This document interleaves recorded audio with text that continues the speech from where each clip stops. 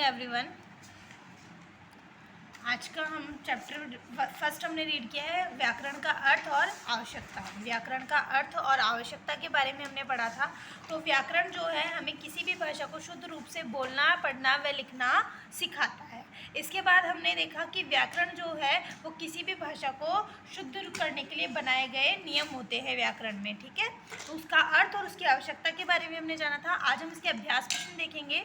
तो देखिए, दिए गए कथनों के सामने हाँ अथवा नहीं लिखो। जो कथन नीचे दिए हैं ये कथन है, यानी कि वाक्य। इन वाक्यों को पढ़ करके अगर ये सही है तो हाँ लिखेंगे और अगर ये गलत हुए तो हम नहीं लिखेंगे।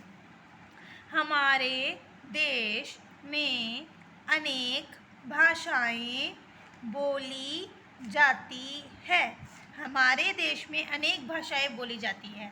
हाँ, हमारे भारत देश में अनेक भाषाएं, अलग अलग भाषाएं बोली जाती हैं। व्याकरण के ज्ञान के बिना शुद्ध भाषा नहीं बोली जा सकती।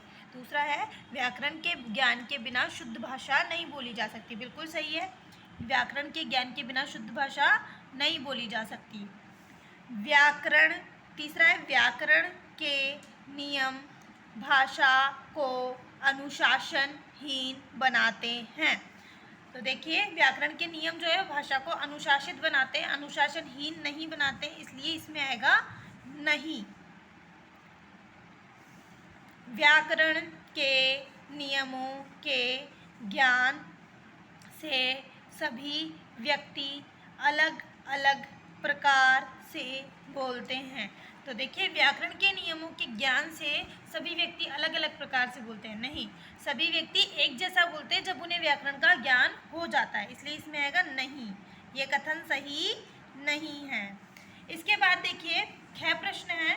देश में बोली जाने वाली किन्हीं 4 भाषाओं के नाम लिखो। देखो, भारत देश में कौन कौन सी 4 भाषाएं बोली जाती है उनके नाम हम यहाँ लिखेंगे। तो पहला है, भारत में सबसे पहले मुख्य तौर पर भाषा बोली जाती है हिंदी, ठीक है, हिंदी भाषा। फिर दूसरे राज्यों की अगर हम बात करें तो हरियाणा में हरियाणवी बोली जाती है,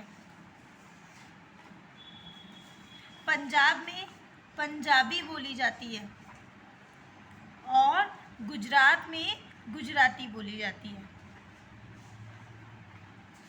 ठीक है। तो ये 4 भाषाएं भारत में बोली जाती है। इसके अलावा बहुत सारी भाषाएं जो हैं भारत में बोली जाती है, पर हम मुख्य रूप से इन चारों के नाम लिख लेते हैं।